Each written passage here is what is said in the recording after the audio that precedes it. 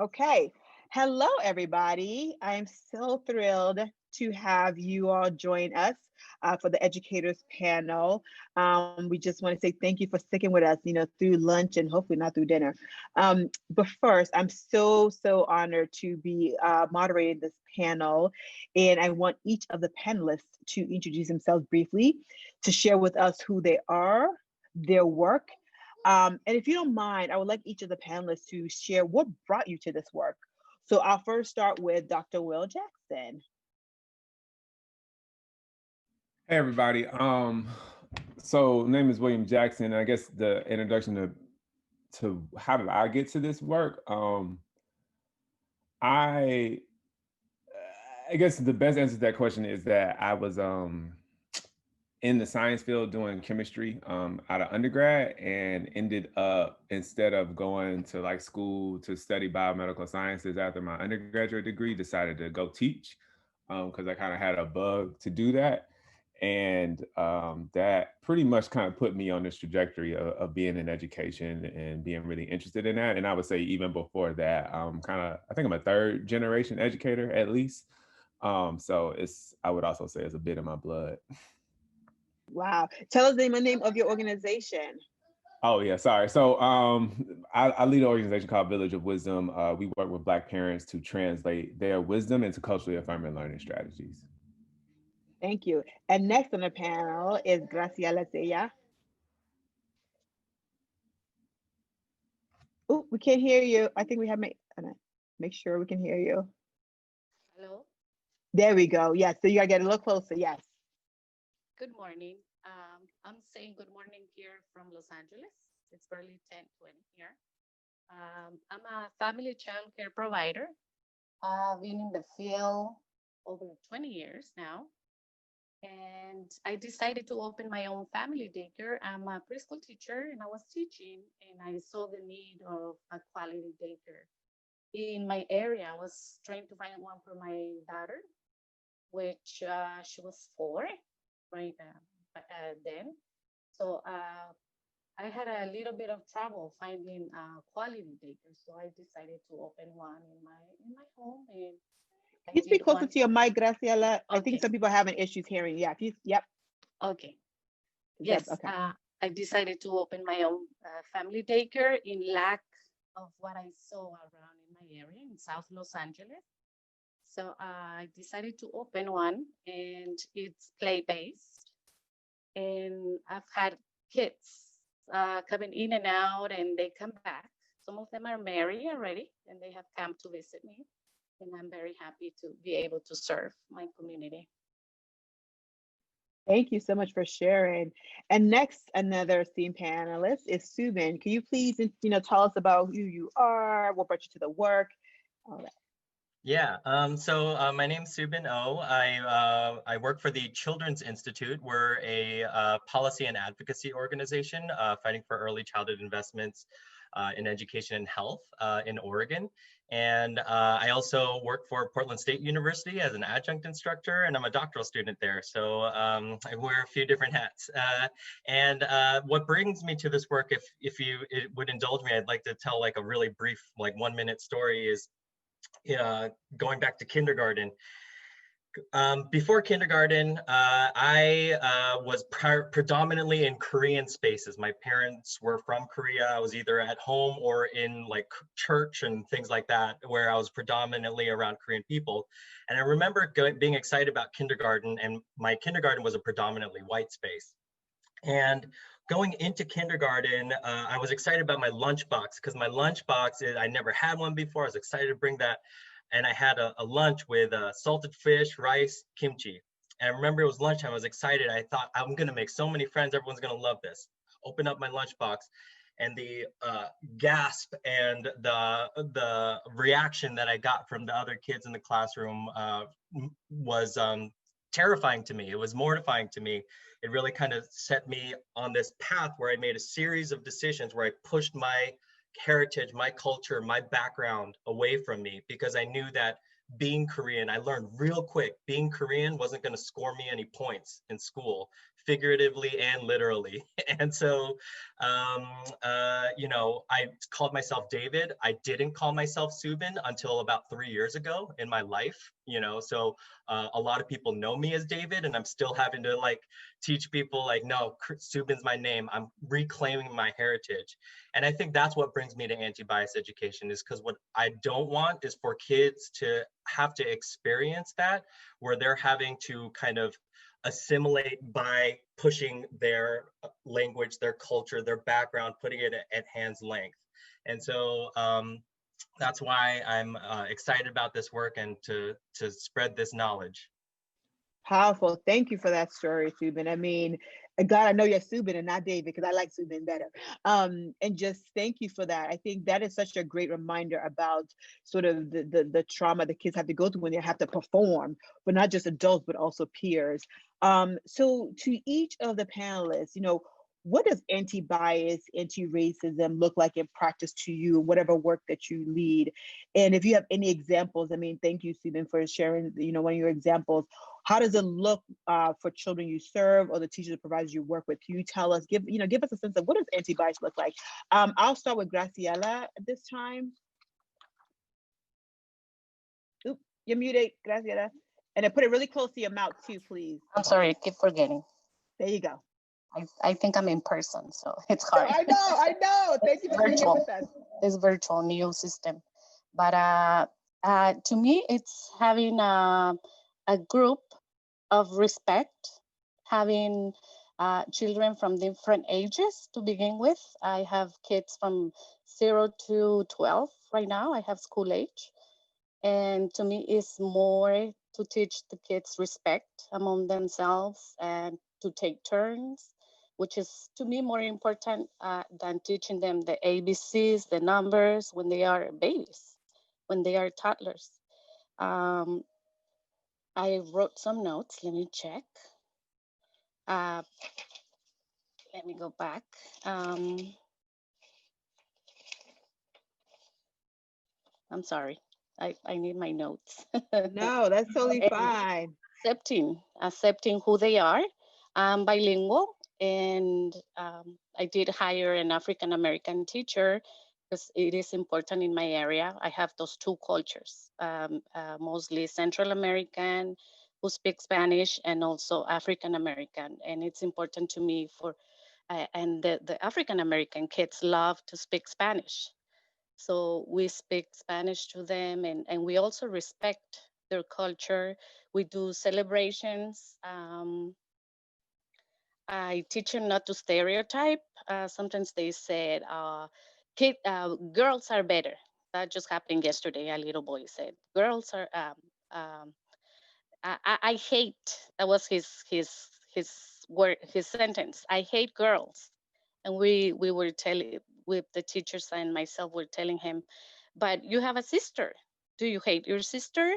And your mom is a girl. Do you hate your mom? And he's 3, and he was thinking, no, no. He just stayed quiet. But we try and introduce respect and also show them other ways to see people, to respect and not be not how should I say it? I'm sorry.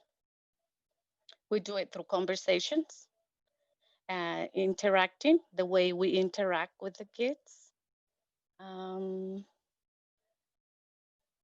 good manners, to wait for their turns, respect the other people's turns, and to love their uniqueness. That's what I wrote. That they should love who they are, where they come from, and they even bring activities from home, from their culture, and we welcome that. Thank you. Thank you for that. Thank you for that. That's such rich just descriptions. Will, anything you would like to add in terms of how does anti-bias play out in your work with the people you work with, the students and children? Yeah, I mean, I appreciate this question. I think, just for framing wise, so people aren't like, you didn't answer the question, Will.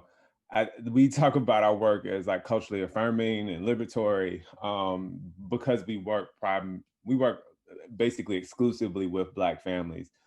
And so the first thing that we did originally as an organization was that we knew that Black children were going to experience discrimination in early childhood environments and also K through 12 environments.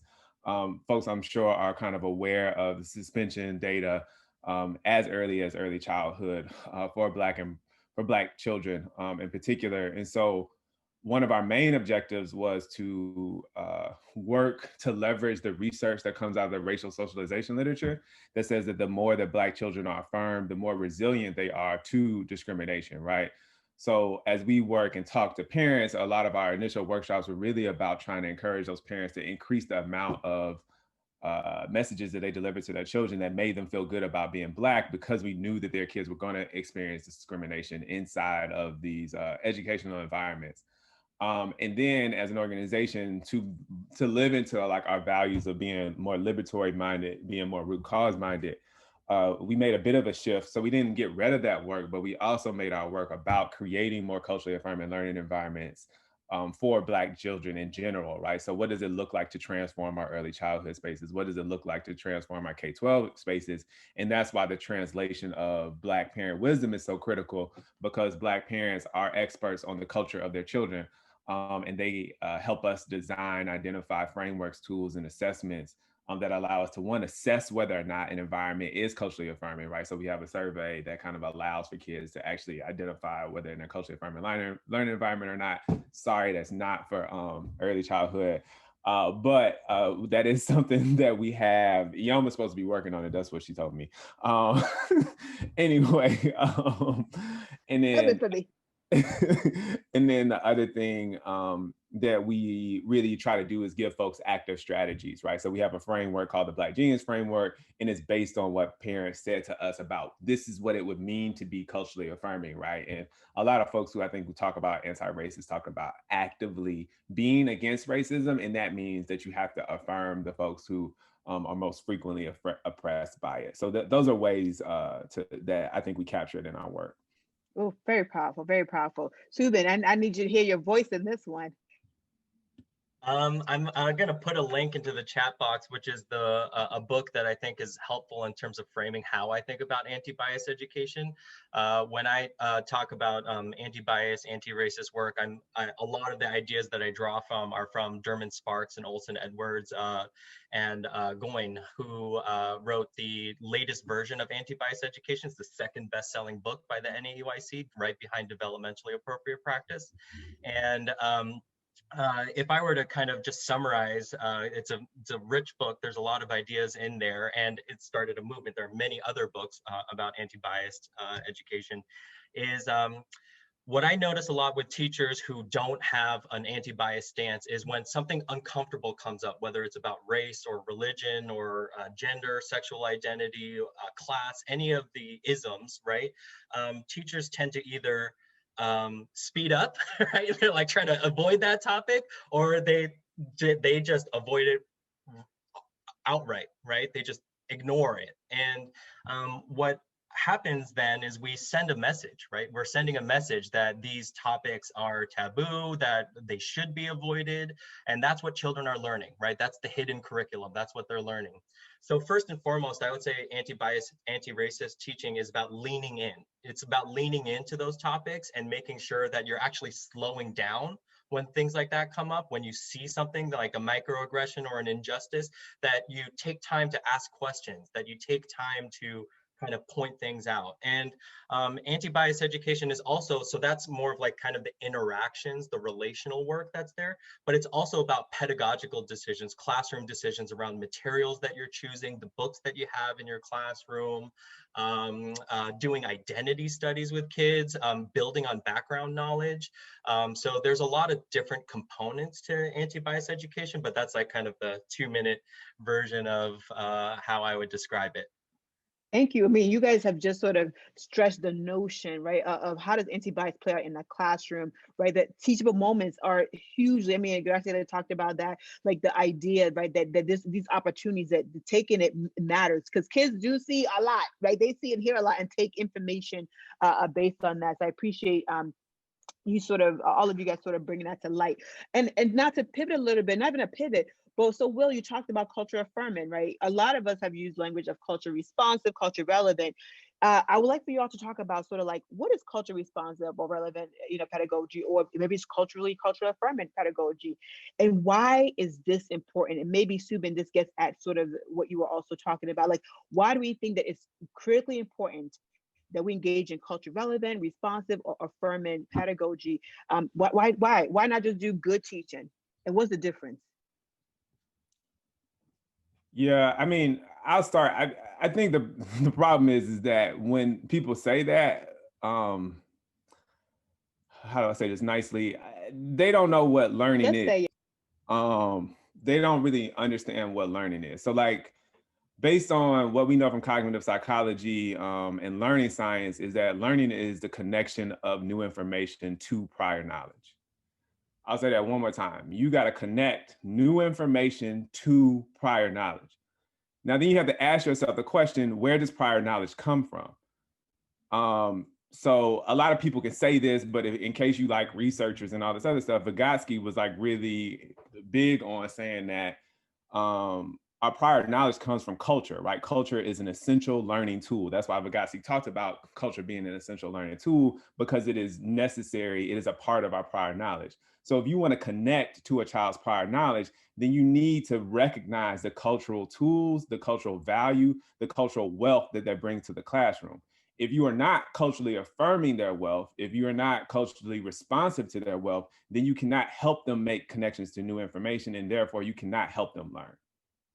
Right. So this isn't about, oh, it's nice, it's flowery, we gonna bring some, racist stereotype into the classroom and like help kids learn. Like if you can't do this, you actually can't facilitate learning for children. And so that's why we do culturally affirming this, because I told y'all, like I was a scientist, like I was in school for chemistry, like I like science, right? This ain't just like a nice to have, right? And I hate also how we separate in our culture from science, right? Like that's what whiteness kind of does to us, is like, oh well, we are going to remove our biases out of culture, or we're going to remove our biases out of science, and it's just not possible.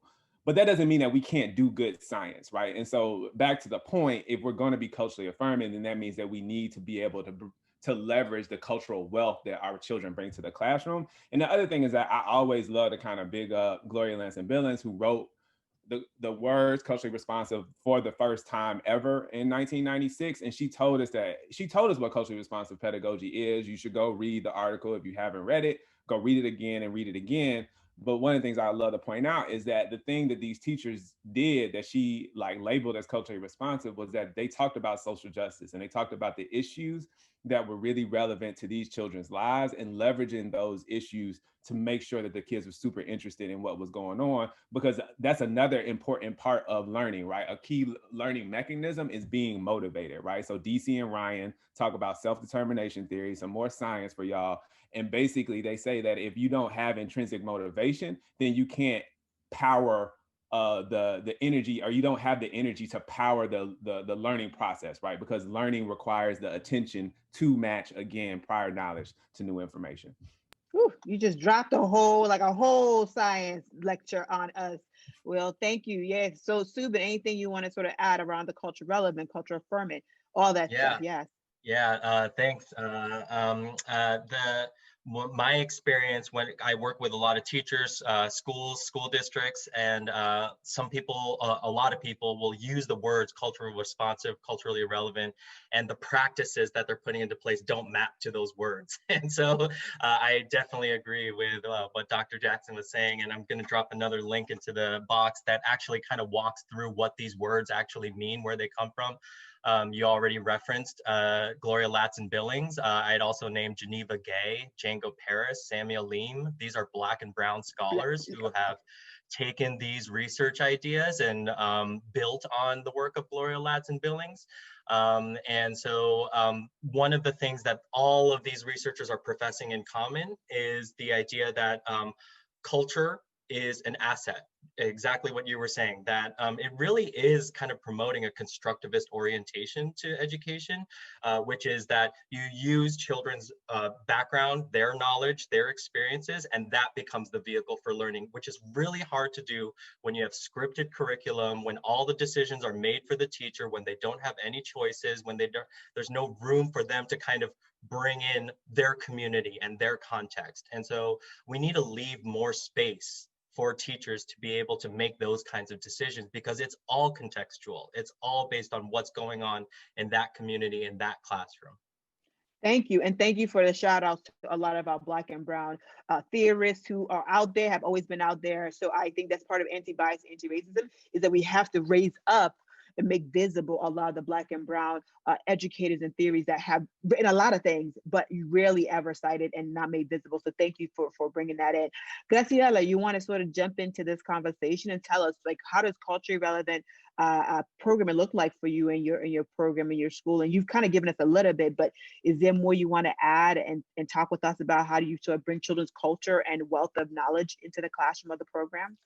Yeah, I think they are they have covered everything, but I'm just gonna add what it's really important in my job is including the parents. As Dr. William was saying, the kids bring their culture and they learn through prior knowledge.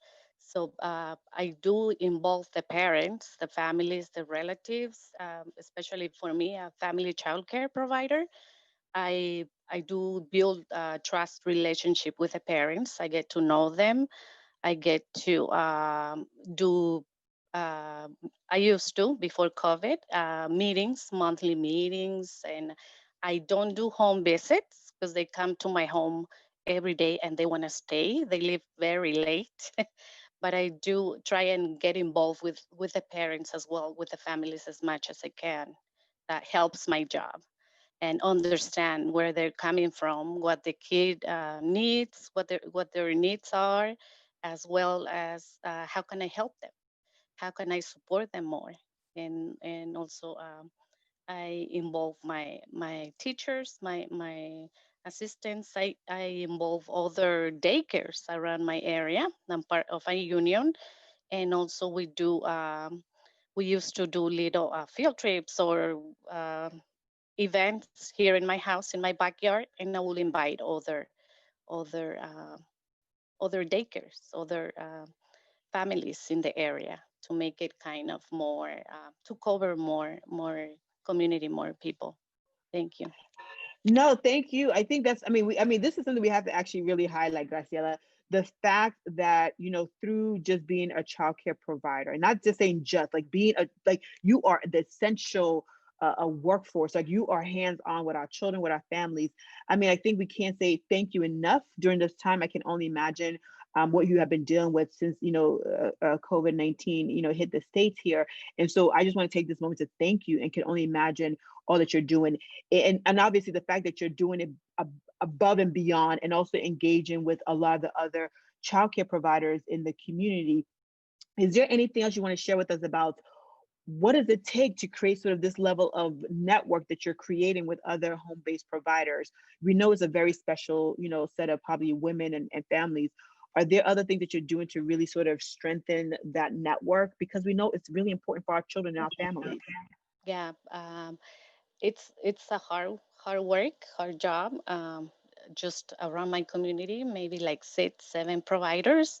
But I've been doing it. It has taken a few years, and I've been doing it.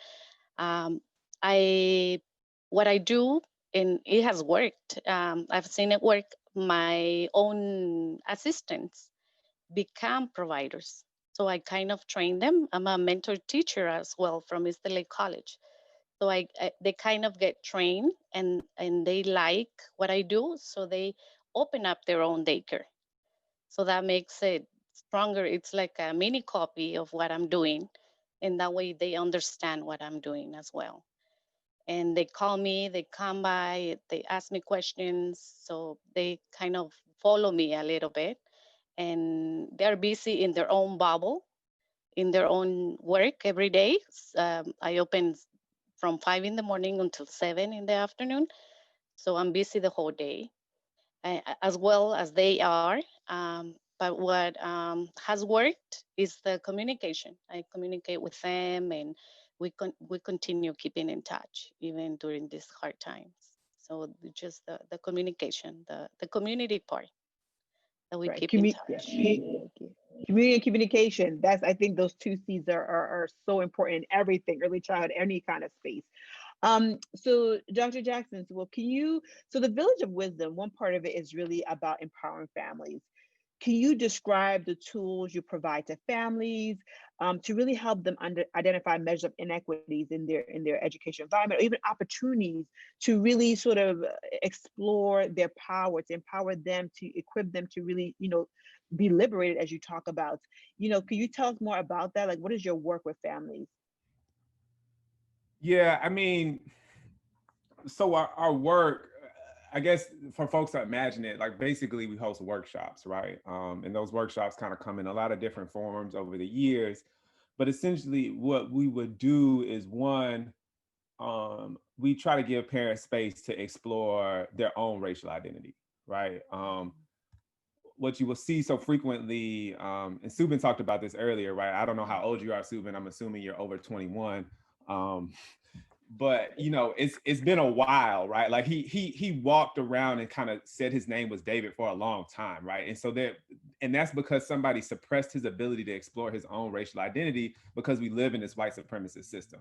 So this is what happens when we get to meet parents, is that we have 30-year-old, 40-year-old, sometimes 50-year-old parents who have not had an opportunity to explore their own racial identity, because our system makes it so difficult for us to have those conversations and tries to erase us, because the way that we access power in our current system is by assimilation to whiteness, which does not allow us to explore our own racial identity, right? So by providing parents that space, what happens is it deepens their own understanding and their own ability to affirm their own children, right? Because now that I've taken care of myself, I can take care of somebody else in that particular area.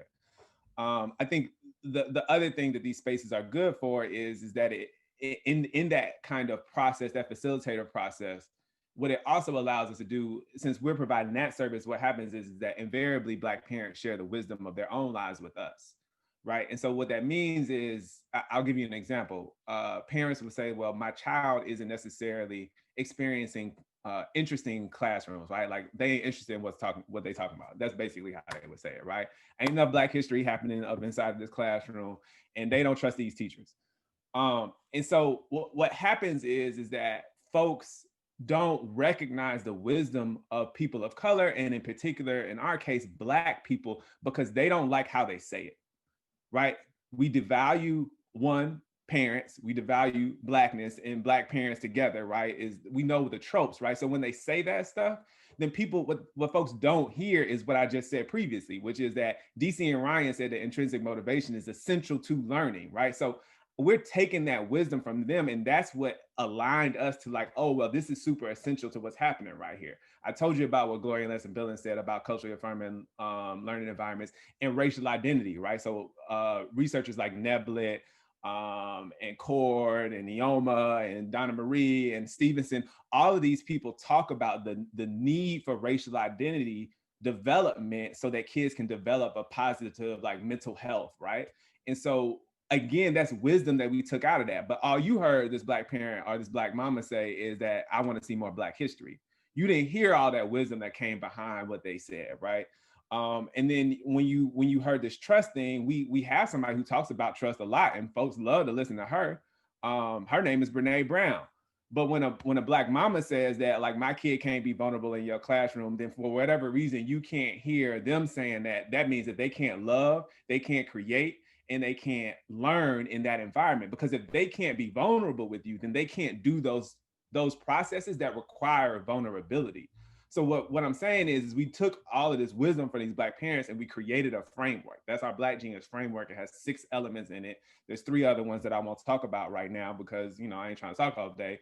But point being is we took this framework and then we put it into a profile, right? And so now what happens is that parents walk their kids through these conversations. That is, what are you interested in? what do you see yourself doing in the future?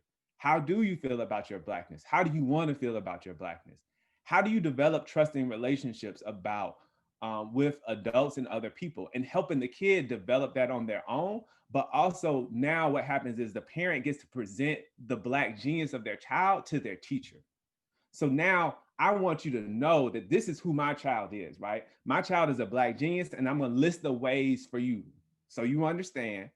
And my expectation is not that you're gonna seek to fix this child, right? Because that's what we do. We seek to fix fish, right, that are dying in this dirty water, as opposed to what my expectation of you is for you to clean the water up inside of this particular classroom environment so that my child can continue their growth, right? Continue their progress towards Black genius, right? So that's kind of the conversations, that's the environment that we're trying to create for Black parents. And that's the environment that Black parents are creating for us, honestly. And all of that stuff comes out of the wisdom and the conversations that we're having. And our job is really just to put it in a container so people can understand what's happening. Thank God that Will is in my backyard here in North Carolina, because we are so fortunate to have him. So just thank you. So I know everybody's itching to ask questions. So like, just let me get this one last question, and then we are going to take all your questions. And I know people have been responding. So Subin, what should universities and teacher training programs do to better equip early educators to really be able to do ABAR, like anti-bias, anti-racism practice? Like, what can they really do? Please help. Yeah, I'm so happy that this question came. If you're a professor or someone who's kind of managing an early childhood teacher preparation program, there are a few things that I think I would look at. One, we can't just do diversity 101, multiculturalism 101 and expect that to solve all the problems. It's not just a one class situation, right? We need to look at all of the syllabi. We need to look at all the entire coursework and make sure that issues of diversity, equity, inclusion, anti-bias, anti-racism, all the isms that we're injecting and thoroughly embedding and weaving into the fabrics of our syllabi, what we're trying to advocate in the world. And I think we also need to look at our admissions processes and recognize that higher education institutions build their reputations off of exclusivity, right? Not inclusivity, right? So if you're a policymaker and you're interested in diversifying the workforce and you're trying to think about how can we make sure that our teachers actually represent and come from the communities that they're serving, we need to recognize that higher education institutions historically, as with many of our institutions, have not been built off of that idea. So what you're actually talking about is deep systems change, not just a surface level policy implementation. So that's another thing. And I think another thing that I want to problematize, two things. One, in early childhood, we're often confronted with this discourse of readiness, right? And I would say readiness is it's an important thing, right? It's an important thing for early childhood, where it's part of our identity as early childhood educators to think about readiness. But we also need to recognize when readiness is coded racism, right? We need to recognize when readiness is actually saying we think less of Black people, of brown people, of whoever, right? Whoever it is. And so we need to be very careful about how we're using that word readiness. And the other thing that I would also problematize is this idea of quality, right?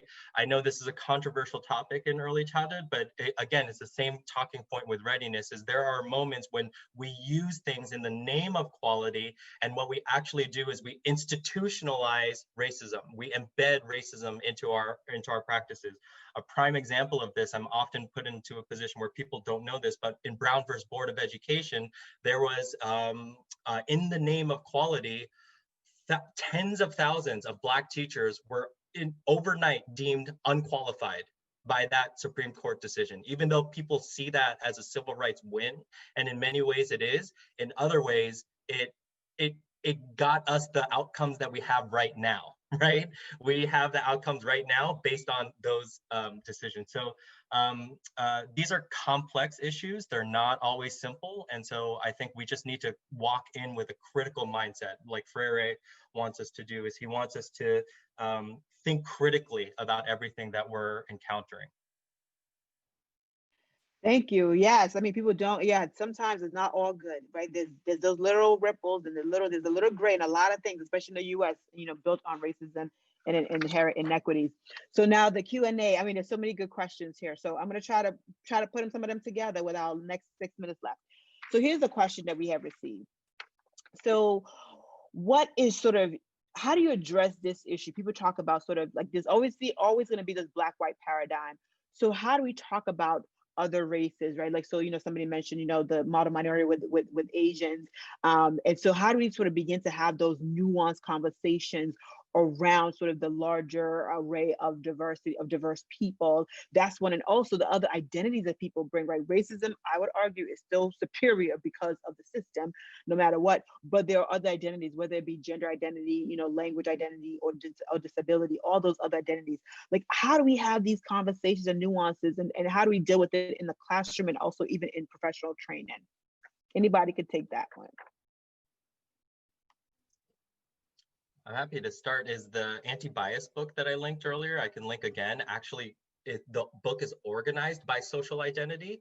So, so race is obviously one of the first chapters, and then there's sexual identity, gender identity, religion, class, citizenship status, right? These are all different social identities that we have. So that's one part to the answer.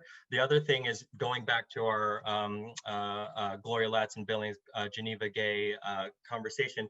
Other scholars have taken those ideas and have applied them to frameworks around Latinx, around Asian identity, around other identities. And we haven't talked about critical race theory, but critical race theorists have also done that, where even though critical race theory starts in law, comes from law, other people have taken that and done critical whiteness studies. They've done critical Asian theory, critical Latinx theory, and so on and so forth. And so I think to answer your question, I think it starts with the personal work, the intrapersonal work, the reflective understanding and awareness that you build, and that helps to inform the decisions that you're making in the classroom.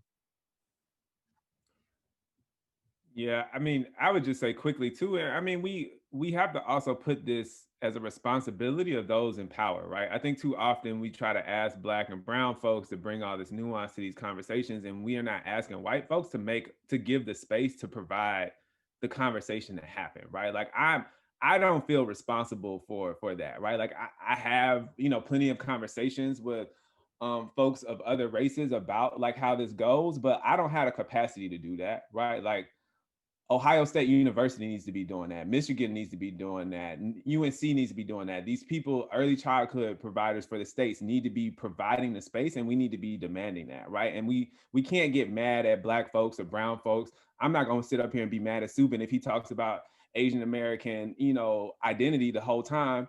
Why? Because that's important to him, right? And so what that means is not that he needs to talk about Black stuff. What it means is that we need to create more space so all of these conversations can happen. Anything you want to add, Graciela, just in terms of the different identities and intersections that children bring, and how do we talk about those kind of different conversations? Yeah, these are great conversations, great ideas from Dr. William and Soobin. I'm trying to put it in a simple way, because with my toddlers, my preschoolers, I'm trying to connect it, and what I see is just my daily work, my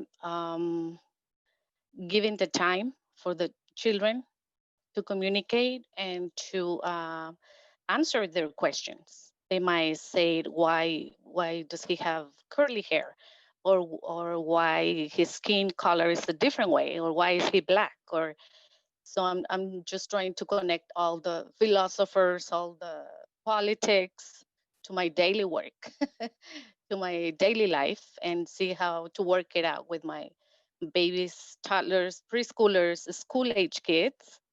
So I'm just trying. I hope there is a book that I can go to and learn all these philosophies, and then try and put them in a simple way, in a daily basis work that I need to be doing with my. I'm doing my best, but I'm sure there's more to learn every day, and that's what I also like. Thank you. I appreciate your humility, right? Like, I think we can learn from you, we can learn from books, we can learn from Subin and Will. So I feel like we need to respect and value the work that you're doing, right? You're like, there's a lot of learning happening, and sometimes we actually forget that it existed. So we just thank you for sort of being able to say, yes, let's definitely look at the scholarship and all that work, but also we need to know the scholarship is also in the work that you do. Yes. So for the last, okay, so y'all have to have a short answer for this one, but it's a really important question I want to get in, which is the notion of how do you do cultural affirming in a virtual world? Like, is there any kind of, like, if you give us your top 3 or top 2, that may really help us. Like, how do you do that when you can't see them, you can't touch them, you can't see you in the same way? I'm working with the kids. I haven't been close. Okay.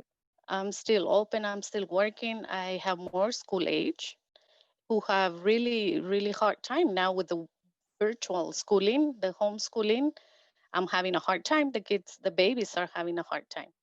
So I actually don't believe in the virtual. This is just temporarily, hopefully, because they need to socialize. They need to learn from each other. They learn to fight and solve problems. So I don't think, I hope this won't take long, but I do believe it's great for adults. Like, we can connect, we can communicate, but for school age babies, toddlers, I do what I can with the ones that are staying home, which is just 2 kids, but the rest I keep working with the children in person. Thank you. Well, I think, one of the things that I kind of noticed early on from some Black parent homeschoolers is like really thinking about what can be done in the home.